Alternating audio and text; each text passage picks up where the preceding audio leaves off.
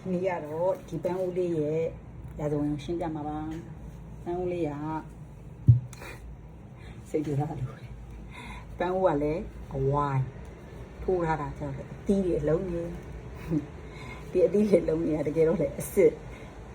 အပင်အစစ်ကအသီးတွေပေါ့နော်အဲ့ဒီဥစ္စာလေးတွေက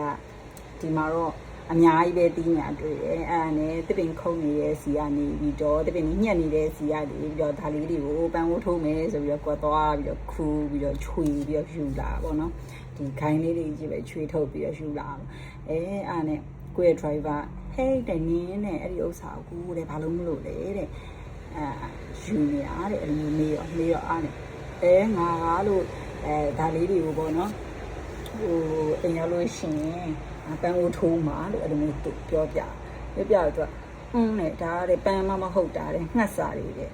ငှက်စာတွေကိုတဲ့ပန်းဝဘယ်လိုထိုးလို့ရမှာလဲတဲ့အဲ့လိုပြော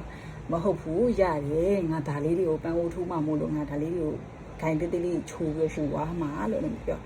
ဟဲ့မဖြစ်နိုင်တာတဲ့ငှက်စာတွေကိုတဲ့လာပြီးတော့တဲ့ပန်းဝထိုးဖို့လုပ်နေတယ်တဲ့မဟုတ်တာတဲ့ပန်းဆိုတာတဲ့ဘယ်လိုဟာမျိုးလဲတဲ့ငါနင်းကိုပြမယ်ဆိုပြီးတော့မဲသူကဘေးကတစ်ပင်ကပန်းကိုလက်ညှိုးထုတ်ပြီးတော့ဒီမှာကြည့်တယ်အဲ့ဒါပန်းနဲ့အမဲကိုကပဲပန်းကိုမသိသလိုလိုမမြင်ဘူးသလိုလိုတော့တက်လာတဲ့တိုက်စံလိုလိုဂျိုတာလိုလိုပေါ့ကွယ်ကိုပြောလိုက်တယ်အဲ့နဲ့ဟိုအတိတယ်ငါဒီအသီးလေးတွေပဲလိုချင်တာပါလို့ပြောတဲ့ခါကျတော့အဲ့မှာနောက်ထပ်စင်ကာပူရီယန်တယောက်ရောက်လာဟဲ့တဲ့နင်တို့ရောက်ပြီလားတဲ့ဘာညာနဲ့သူကလာနှုတ်ဆက်တာပေါ့နော်လာနှုတ်ဆက်တဲ့ဆက်ကောအေးတဲ့ငါနင့်ရောလေပြောရအောင်မယ်တိလာတယ်ဒီမှာကြည်စမ်းနေသူကားတဲ့ဒီငှက်စားတဲ့ငှက်စားတွေကိုတဲ့လာပြီးတော့တဲ့ခုချိုးပြီးတော့တဲ့သူကယူနေတယ်တိလာတဲ့အဲ့ဒါတဲ့သူကပန်းအိုးထိုးမလို့ပြောတယ်တဲ့မဲမပြောချင်တာကွယ်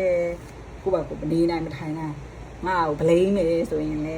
ကြောက်သေးကိုလိမ့်မို့မဟုတ်ဘူးသူတို့ချင်းတော့မပြောပြီးတော့ကိုတိအောင်ကိုကြောင်အင်္ဂလိပ်လိုပြောပြီးတော့ဗလိမ့်တာတော့အမလေးဗလိမ့်ပါကြီး